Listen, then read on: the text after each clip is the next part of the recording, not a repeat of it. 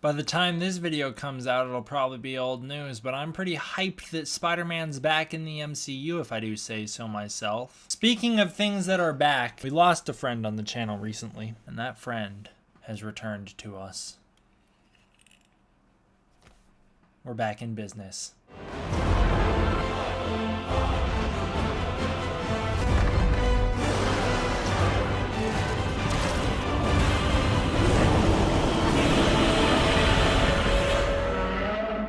What's up, everybody? D-Man back. Welcome to a brand new video. Today we're going to be doing another Godzilla vs. Kong news and updates / discussion video. Alright, so in this one we're going to be continuing off with that Gamorreau Island thing that we were talking about in the last video. We're going to be breaking down the rest of it, the stuff that I said I was going to save for a future video, because, oh man, there's some juicy stuff to bite into with the second half of that article. I'll read the Gamorreau Island quote first before I read the actual quote, and then I will explain what it means. Okay, so some dude comes out on the panel at the stage. He's like, hey guys, thanks for having me. Godzilla vs. Kong is gonna be great. Godzilla King of the Monsters underperformed in Russia. Following this, he excitedly confirmed that thanks to the advancement / emergence of a new monster, there will be no changes in both continuing the film's vast universe nor any in drawing in audiences and grossing collections. So what does that mean?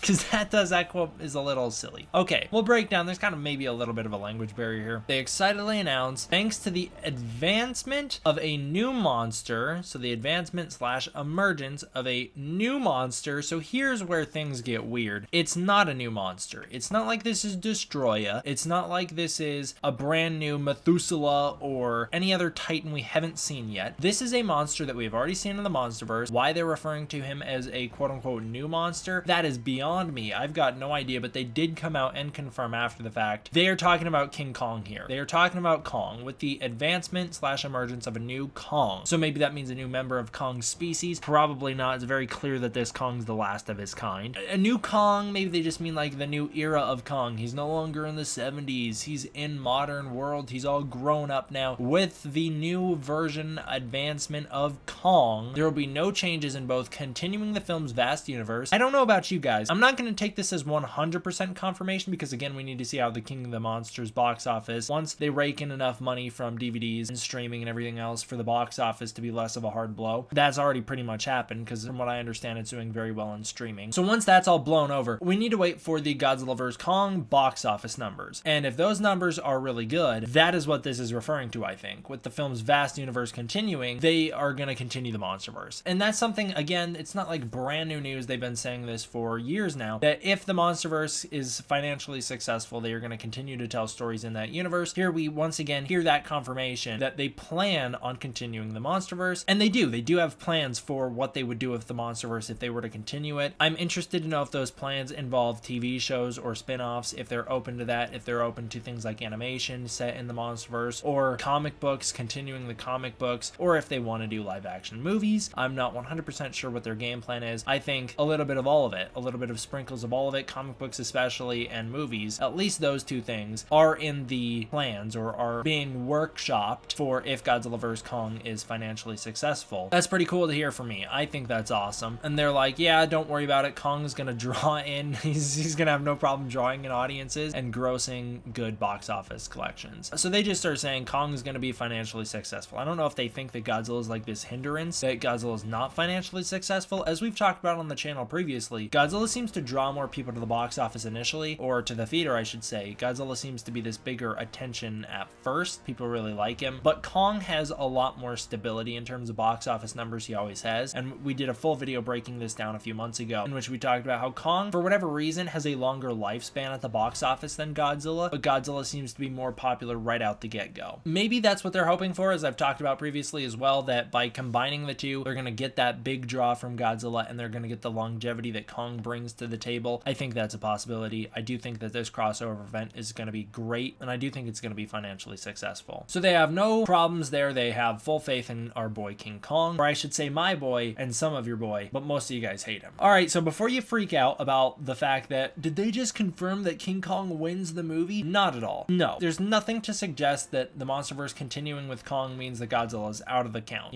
He could still be around. He could be back in hibernation. He could be doing other things off camera. You don't don't know. Godzilla wasn't in Kong Skull Island. That doesn't mean he wasn't in existence in the universe or dead at the time Kong Skull Island is set, you know? Kong was not in Godzilla 2014, nor was he mentioned in Godzilla 2014. That doesn't mean he wasn't existent in the universe. So don't worry about it. Just the fact that they said they want to continue with Kong rather than Godzilla, don't freak out. That's probably has more to do with the rights than anything. It will most likely not be a reflection of who wins the fight. I'm not even going to entertain that notion just because it's just going to be complicated, and most people are just going to not want to listen to it anyways, and they're going to complain. And so I don't want to deal with any babies in the comment section throwing fits like they're 7 years old still. So we're just going to move on. What can they do in the MonsterVerse if they have a future with King Kong? We'll start out with that because we'll get to Godzilla in a second. But King Kong in the MonsterVerse, what can you still do with him? I think there's a lot of opportunity for King Kong solo movies. There is some great areas in the MonsterVerse that have been unexplored with King Kong, specifically before Hank Marlowe crashes on the island. We don't know what Baby Kong was up to in the time he grows into King Kong. There was an original script written set in 1917 taking place during World War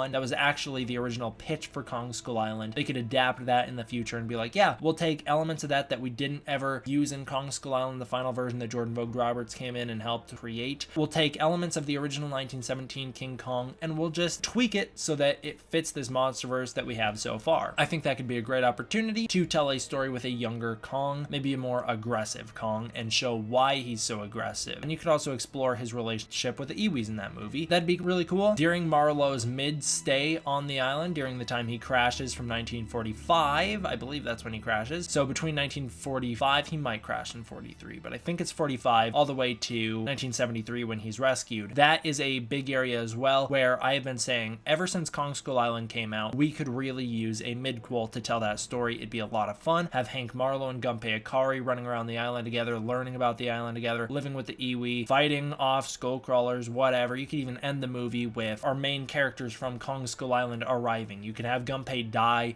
in the final act of the movie, and then you do a little bit of a time skip and you see Hank Marlowe run into James Conrad, and that's where you end it. That could work as well. I think during Kong's hiatus between 1973 and 2020, there's also a great opportunity to tell a story. You could tell the story of Skull Island Birth of Kong, which was a comic book. You could adapt that into a movie, or you could tell a story either set before or after Aaron Brooks goes to the island. Maybe another Monarch mission that we don't know about went to the island between 73 and 2012 when Aaron Brooks is realized to be on the island. He actually goes in 93. So between 73 and 93 or 90 whatever. Between that time period, you could tell a story about another Monarch mission or someone else, maybe the Russians, someone else sends a mission to Skull Island and things go south. Or you could tell a story between how Skull Island is transformed, presumably into an area where Monarch has a base 33. We do know that from Godzilla King of the Monsters. You could tell the story of how they set up there, how Kong allows that, everything going on there with the development of that. Or you could tell a story set after Godzilla vs. Kong. Maybe King Kong is victorious. Maybe he is victorious in the battle and he's going to reign supreme over all the Titans. Now you can tell a story with that. Maybe he does do what I said on Twitter, which is maybe he does beat Godzilla and doesn't take up the crown. He just goes back to living on the island, and now he has to deal with the responsibility of all the other Titans living on the island with him and him having to keep the Titans on the island in check. Meanwhile, Godzilla keeps the rest of the world in check. They've kind of find coexistence together. That was my pitched idea on Twitter. You could tell that story as well. You could have Monarch heavy involvement in all of those stories except for the 1917 story. You could have Monarch involved in all of them in some way, shape, or form, I guess. Actually, the more I think about it, you really can't. You can only have Monarch involved in Kong's hiatus and Kong's reign. Can't really do anything with Monarch during the Marlowe stuff, but it's okay. You don't need them to. And going off of Kong's reign or after Godzilla vs. Kong, because there's no way to say he's victorious. Again, Kong being the character they're supposedly moving forward with does not mean that Godzilla loses. Let's talk about what else you could do with Kong in a post-Godzilla vs. Kong world. Some team-up opportunities I think would be great would be King Kong and Mothra. I've pitched this in the past before as a Mothra movie called Rebirth of Mothra, featuring Mothra and Kong. He is a side character to her. He does not take the forefront of that film. It's Mothra's movie with Kong as a sidekick. Rodan could be the villain as well, fighting alongside Batra. That was my pitch for the Rebirth of Mothra movie. You have King Kong and Mothra versus Rodan and Batra. I think that'd be amazing. So that'd be a great movie. I would absolutely love to see that. Or you could do a King Kong and Godzilla movie. Now that they have fought, now that they've gotten that out of their system, they can team up against some larger threat, and that can be a great opportunity to tell some sort of crazy story featuring Destroya or some bio weapon that could be really cool. Godzilla's future in the MonsterVerse, however, is far from over. I think Godzilla has a long future in the MonsterVerse to come. Don't worry about it. I think the reason they haven't announced anything yet is because Toho is still maybe either deciding on on how they want to proceed with Godzilla, or they're trying to keep it under wraps for now. Because I'm very confident that Godzilla will have a future in the MonsterVerse beyond Godzilla vs. Kong, and I'm very confident that Toho will be a part of that. Toho's got a new attitude towards collaborations. They have been open in the past about wanting to take on a more leadership role in the MonsterVerse. They want to be a little bit more collaborative and involved in the creation process of the movies. So we know that, the creative process, I should say. We know that. They have talked about that a lot. I did a lot of videos about that over summer. So Toho's got this whole new outlook on life. I think they want to be a part of the MonsterVerse. They've talked about wanting to explore animation in the meantime, which again is what they did previously in order to fill the void between Shin Godzilla and Godzilla King of the Monsters. So they're going to continue to do animation, indicating that they may not have any interest in live action films because they are letting Legendary do the live action films. So Godzilla may be down but not out. Don't count him out just because he wasn't talked about in this press conference. There's lots of opportunities for Godzilla solo movies down the line. You could do a Godzilla vs. Destroya, or I'm much more interested in the idea of a Godzilla vs. Biollante. I know there's a lot of people much more interested in that opportunity. So you could do a Godzilla vs. Biollante, which I think would be fantastic for the MonsterVerse. Finally, I think Godzilla has a lot of team up opportunities left in him. You could do some more Godzilla and Mothra team ups, maybe Godzilla and Rodan team up. You could have other monsters introduced such as the Gargantuas and then eventually have them team up with Godzilla. Or you could do your Destroy All Monsters, Godzilla and Kong versus everybody else. That'd be a really cool movie as well, I guess. I don't know what would cause that to happen. Maybe Destroya lands, right? Maybe Destroya lands on Earth or is created and he's like, hey, remember Ghidorah? I'm gonna do exactly what he did. Maybe Destroya is created from Ghidorah and he's like, I'm gonna become the Alpha again, and he turns all the monsters immediately on Godzilla and Kong because he's like, hey, Godzilla is the one who caused me problems last time and Kong's also an Alpha, so if we wipe them out, then I am supreme. And now you have a little bit of a motivation for why the monsters would be fighting everybody, why Godzilla and Kong would need to team up against somebody. And you wouldn't need to shoehorn that or force it into Godzilla vs. Kong, which is already a good enough movie on its own. That premise can carry a full movie as it did in 1962 and as it can do in present day. I know a lot of people will argue, oh no, it can't. You can't have two monsters fight and carry a whole movie. Those people are idiots who are very close-minded and are refusing to think about how to approach a movie with just Godzilla and Kong fighting as the main focus. They're just very closed off to it, and nothing you say to them will ever get through to them, so there's no point in talking with them. And that'll do it for today, ladies and gentlemen. Thank you all for watching. I hope you enjoyed. I will see you guys next time. I have a lot of videos that I'm excited to make with all this new information, and with Godzilla vs. Kong probably having a trailer coming out within the next month or so. So thanks for watching. I hope you enjoyed. I will see you guys next time. D-Man,